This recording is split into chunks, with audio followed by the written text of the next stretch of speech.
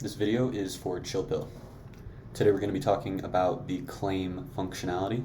First step, I'm going to go to the website, stakeyourpill.resell.app. These changes have all been pushed to production. And so you can see if you have a pending balance, you then have a claim button that you can click. If you click claim, it's going to open up your transaction where you can then sign to claim your chill without unstaking your pill.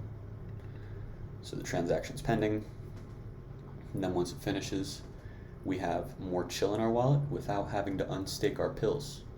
This is for the whales who have a bunch of pills and they want to be able to kind of reap their harvest without having to unstake that productive asset of the pill.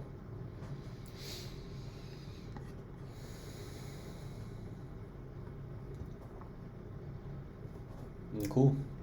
We just claimed our balance, so now we have no chill and we've got 2 pills staked, and then if I refresh, I'm sure we'll have another balance, and then we could probably claim again, or at least in a couple refreshes. There we go, and then your claim button's back. Just keep your pills staked, claim your chill, and that's it. If you got any questions, this is Sweets, signing off.